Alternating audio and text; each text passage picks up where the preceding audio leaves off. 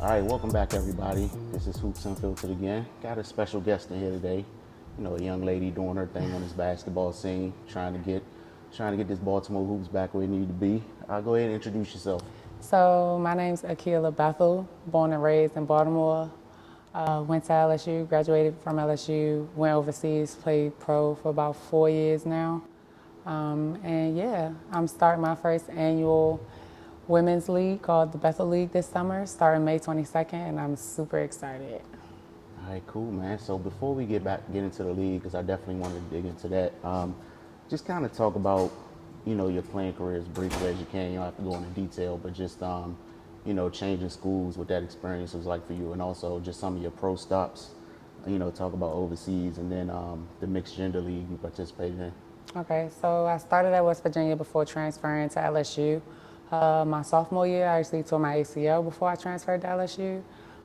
I didn't have the college career that I was hoping for, nor or expected, for that matter. I'm growing up in Baltimore. Everything's gritty, everything's hard, and we carry a certain type of chip on our shoulder. So I was always looked at as the one with the attitude and everything. But I was blessed. I went pro. I went to, Luxembourg. I went to Czech Republic. I've gone to Puerto Rico, gone to Australia twice. So, it's definitely an experience I wouldn't have had, I would say, without basketball.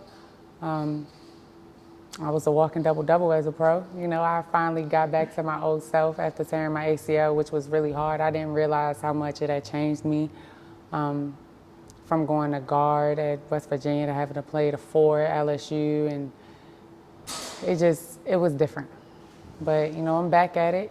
I'm here. I got a chance to play with the Washington Fusion in the Global Mixed Gender League, which was definitely a big change, playing with guys and everything, but it was exciting. It was an experience I wouldn't trade for the world. Awesome, man. So, you've been really intentional about amplifying women's basketball, and you've been holding, all-female private runs. Is that what kind of sparked the idea of starting your own league? I've always wanted to start my own league. I've just never been home. I've always been, overseas, but with this whole pandemic and then me changing agents, I didn't go back this year. So I really got a chance to sit down and map everything out and really put it into motion. But I've been wanting to start a women's league because I feel like I said, the culture in Baltimore for basketball is really high. But as women, and that's across the board, everywhere, we don't have as many things to play in, anything that's like super competitive. And that's what I'm looking for my league to be. All right. So, with your first year, are you just going to wear your commissioner hat, or you going to lace them up? I'm going to lace them up. I just wanted to wear my commissioner hat, but I think a lot of the women in the vicinity or in the area want me to play. They want to play against me, which is exciting. That's what I live for, healthy competition and just getting after it. And that's what my private runs are too. Super competitive, super grimy, like gritty. Nobody wants to get off the court, nobody wants to lose, and that's the culture. And that's another reason why I started my league is because I want these young girls coming up in AAU, elementary, middle school, high school, to see that there are women that have done it. We have made it.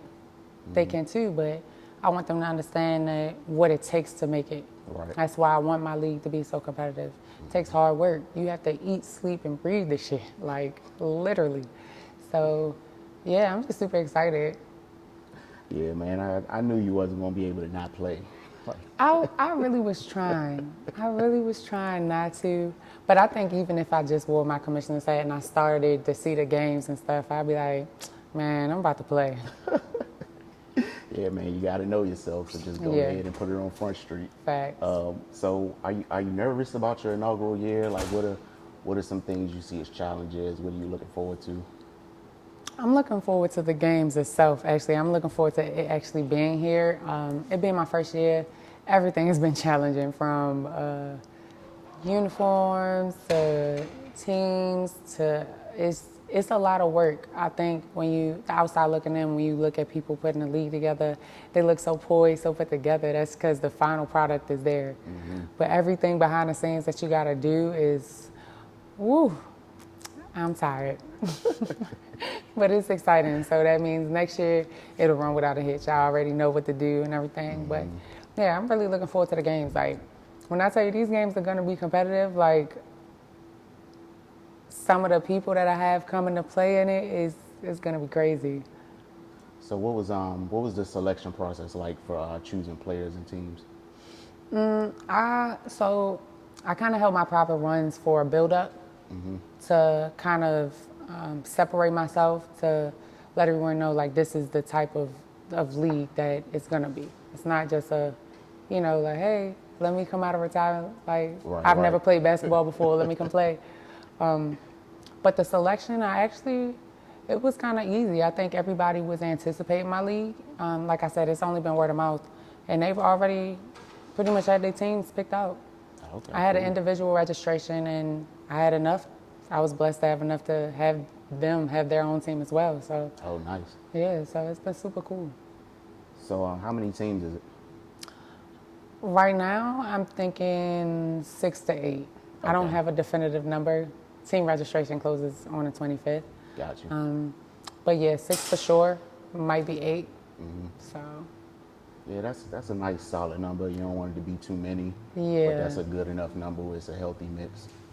that's what I was thinking. I definitely didn't want it to be too big. It's my first go around, but I don't want to block my blessings either. So Right, right. So with this being the first year and everything, what's your ultimate goal? Like, what are you looking forward to, and how do you plan to grow this?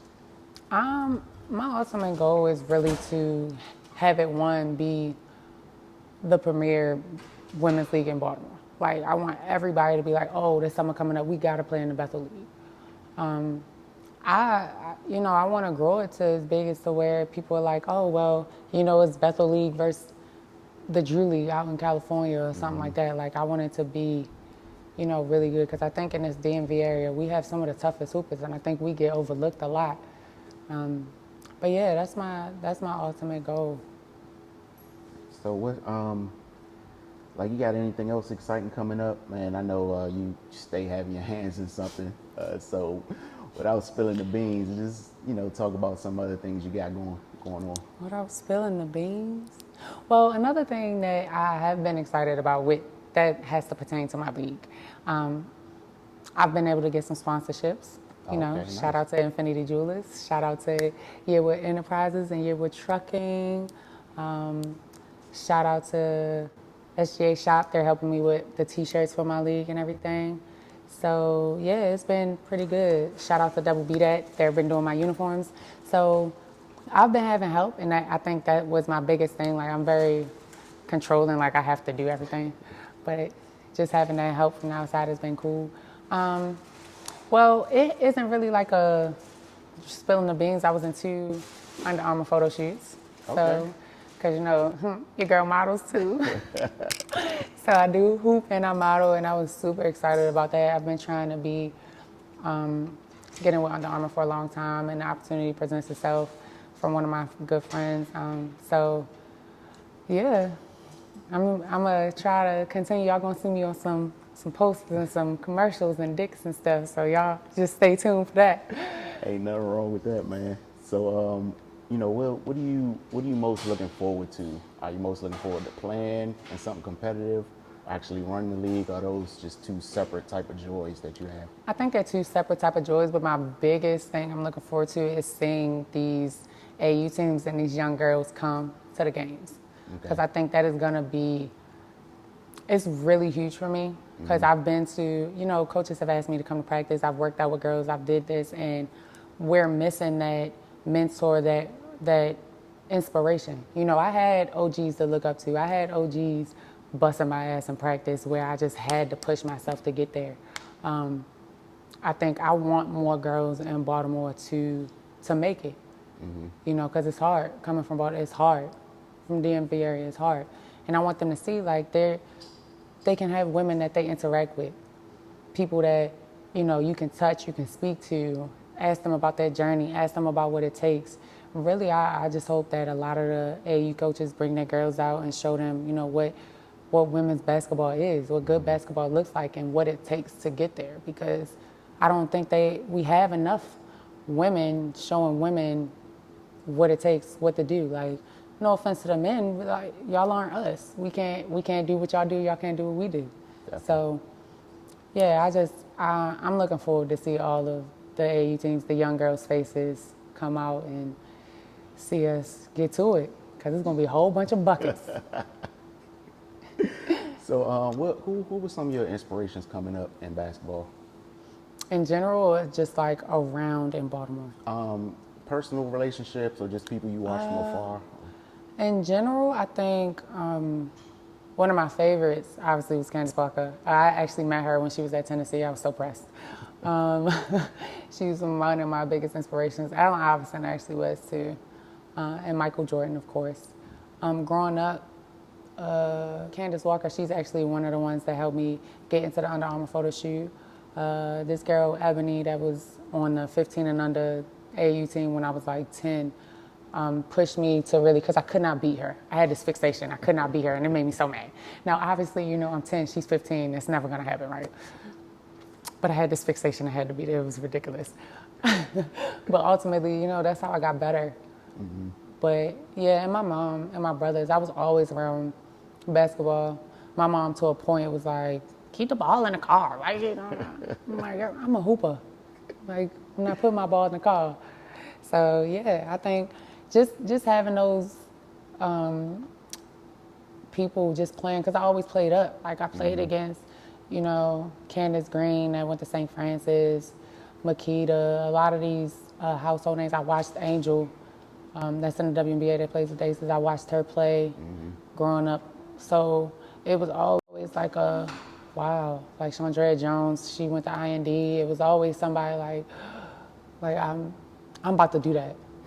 And I feel like that's missing from the young girls now.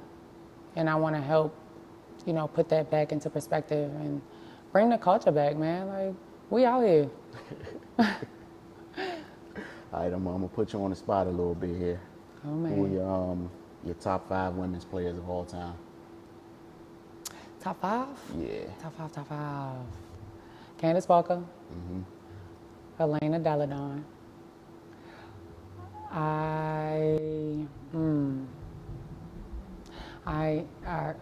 Cooper's in there. Cynthia Cooper. Gotta put the OG. Teresa Weatherspoon, actually. I met her too. I was so pressed. Yeah, she don't get talked about enough, neither. Yeah, Teresa Weatherspoon and 5. I want to say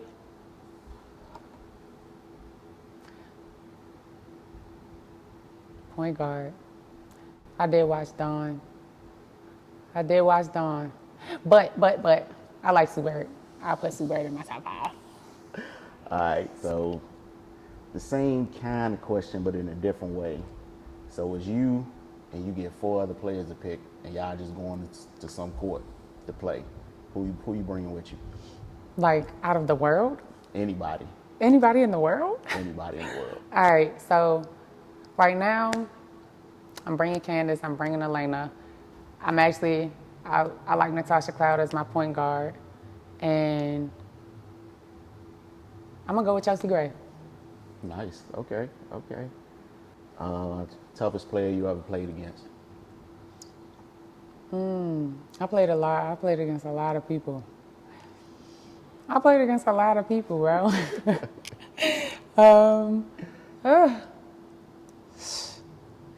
College-wise, because I was a youngin', I'll say Skylar Diggins.